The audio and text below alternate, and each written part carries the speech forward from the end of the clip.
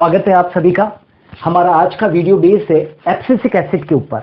इसको शॉर्ट के अंदर हम ABA कहते हैं और इसका एम्पेरिकल फार्मूला जो है वो है C15H20O4। ओके, C15H20O4 और ये एक ग्रोथ इनहिबिटर है, वृद्धि संदमक है। अभी जब हम लोग इसके फिजियोलॉजिकल रोल्स पढ़ेंगे तो आप देखोगे कि इसका काम संदमन करना है, वृद्धि को रोकना है, प्रमोट नहीं करना है, वृद्धि को रोकना है। अब सबसे पहले जब हम लोग एब्सिसिक एसिड की बात कर रहे हैं तो आपको ये मालूम होना चाहिए कि इसकी हिस्ट्री के बारे में, कि इसकी खोज कैसे हुई। तो दो वैज्ञानिक थे, एक का नाम था वेरिंग और दूसरे का नाम था रॉबिन्सन। वेरिंग और रॉबिन्सन ने बेटुला की पुरानी पत्तियों से एक ग्रोथ इनहिबिटर को पृथक किया और इसको डॉर्मिन कहा। ABA शुरुआत में नाम नहीं दिया गया था, पहले इसको क्या नाम दिया गया? डॉर्मिन। और डॉर्मिन इसलिए दिया गया क्योंकि ये डॉर्मेंसी को या विल्गन को प्रेरित करता है। विल्गन का मतलब क्या होता है? किसी पत्ती का या पुष्प का, राइट, या फल का समय के पहले ही गिर जाना, उसको क्या कहते हैं? विल्गन कहते हैं। तो ये विल्गन को प्रेरित करने वाला क्या था? पदार्थ था और इसको वेरिन और रॉबिन्सन ने डॉर्मिन कहा। फिर उसके बाद में केर्न्स और एडिकोट दो वैज्ञानिक थे। उन्होंने कपास जो होता है, कॉटन जो होता है, उसके मैच्योर फलों से, यानी कि कॉटन की जो मैच्योर बॉल्स थी उससे एक वृद्धि संदमक पदार्थ को पृथक किया और ये भी पदार्थ विल्गन को या एब्सेशन को प्रेरित करता था और इसको एब्सेशन 1 कहा, राइट। और इन्होंने ही आगे चलकर यंग कॉटन बॉल से, देखिए मैच्योर कॉटन बॉल से जो निकाला वो तो एब्सेशन 1 था और यंग कॉटन बॉल से एब्सेशन 2 को क्या किया? पृथक किया। और ये भी विल्गन को क्या करता था? प्रेरित करता था, ठीक है। फिर आगे चलकर ये मालूम पड़ा, जब रासायनिक विश्लेषण किया गया तो ये मालूम पड़ा कि ये जो 3 नाम लिख रखे हैं, that is known as the dormin और एब्सेशन 1 और ये जो एब्सेशन 2 है, ठीक है ना, ये सब रासायनिक रूप से, केमिकल रूप से कैसे सब एक जैसे हैं और इसे नाम क्या दे दिया गया? फिर ABA नाम दिया गया।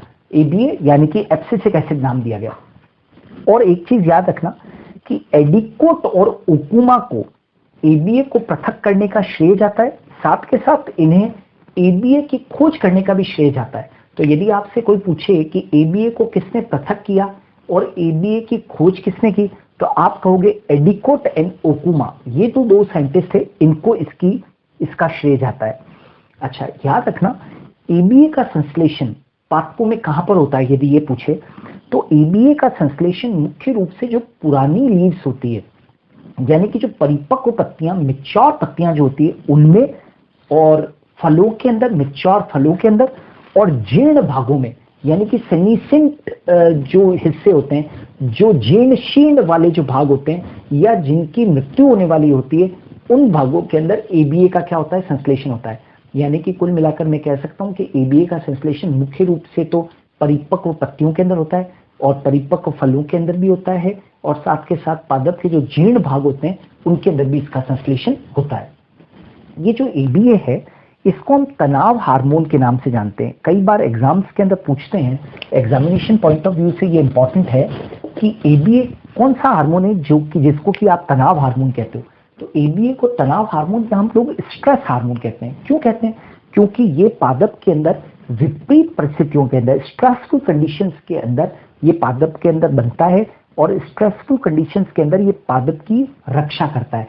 विशेष तौर से जो पादप के अंदर वाटर स्ट्रेस कंडीशन होती है, पादपों के लिए स्ट्रेस की कंडीशन क्या, पादपों के लिए तनाव की कंडीशन क्या? जब उनके अंदर वाटर की स्कार्सिटी हो जाती है। तो जब इनके अंदर वाटर की स्कार्सिटी, वाटर की कमी हो जाती है, तब क्या होता है? यह हार्मोन सिक्रीट होता है, राइट। तो इसको हम क्या कहते हैं? स्ट्रेस हार्मोन कहते हैं।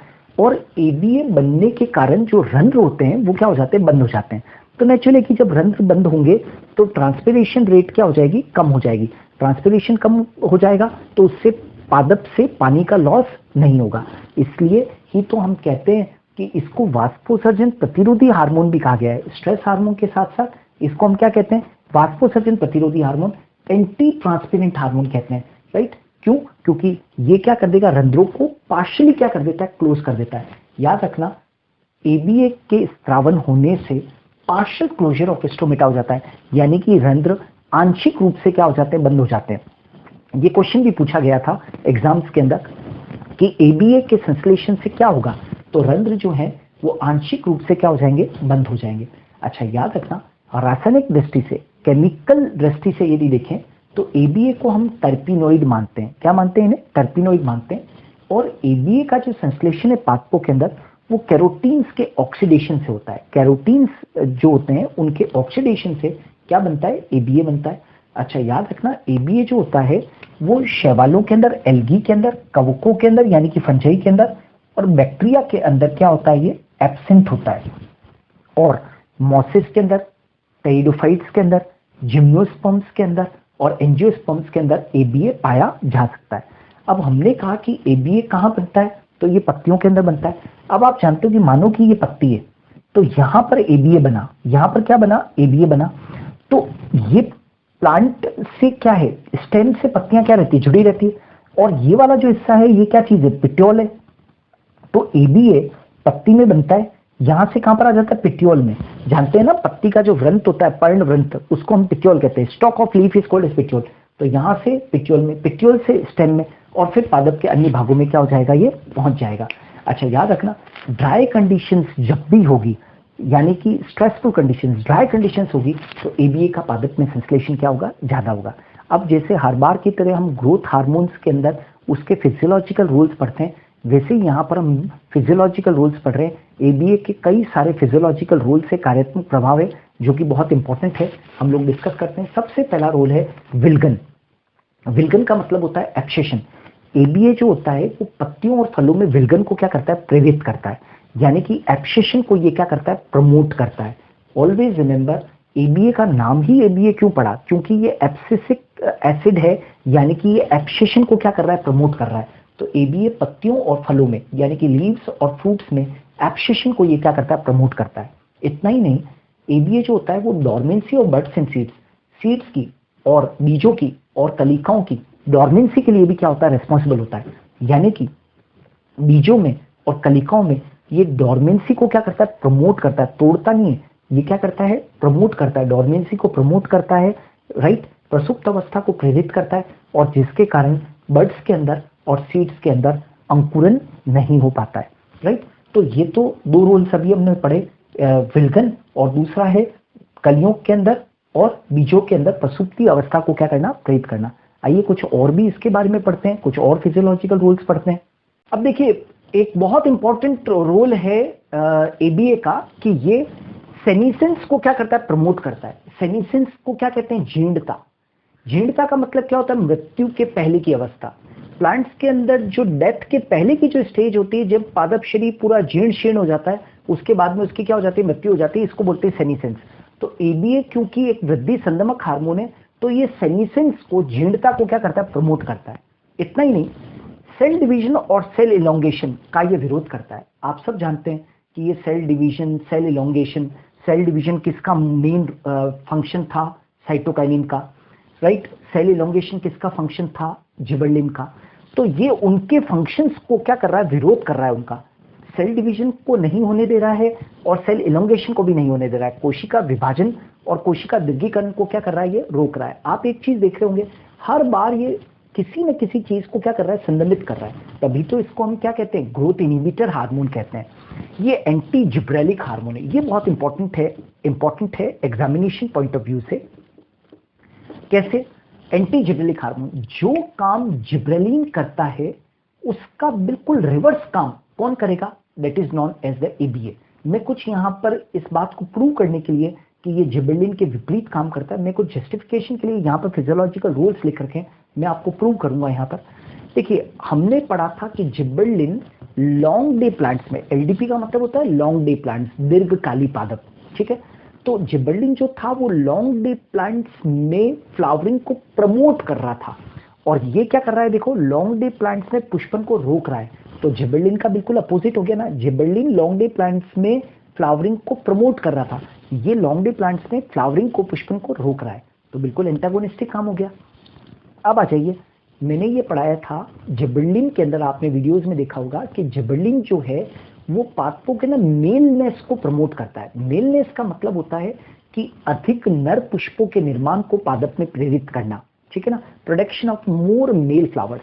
लेकिन ये देखो आप उल्टा काम कर रहा है, मेलनेस की जगह पर फीमेलनेस को प्रमोट कर रहा है। मतलब फीमेलनेस का मतलब है कि ज्यादा मादा पुष्पों के निर्माण को क्या कर रहा है, प्रेरित कर रहा है।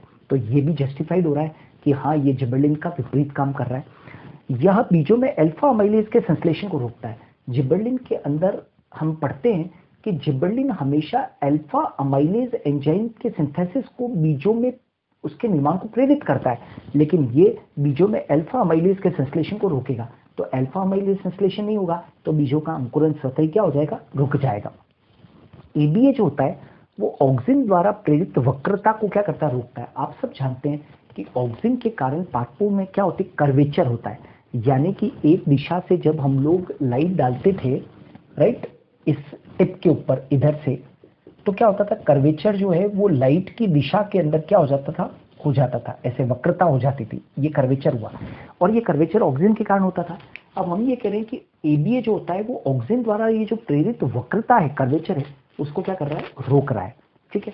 अच्छा, ये वाला जो पॉइंट है वो मैं पहले ही बता चुका हूँ कि ये रंध्रों को क्या करता है, बंद करता है। एबीए जो है वो रंध्रों को बंद करने का काम करता है, यानी कि ये ट्रांसपिरेशन को कम करता है। तभी तो हम इसको क्या कहते हैं, एंटी ट्रांसपेरेंट कहते हैं, राइट। यदि पादपों के ऊपर कृत्रिम रूप से एबीए का स्प्रे कर दिया जाए तो उनके अंदर रंध्र बंद हो जाते हैं और ट्रांसपिरेशन की क्रिया क्या हो जाती है, कम हो जाती है।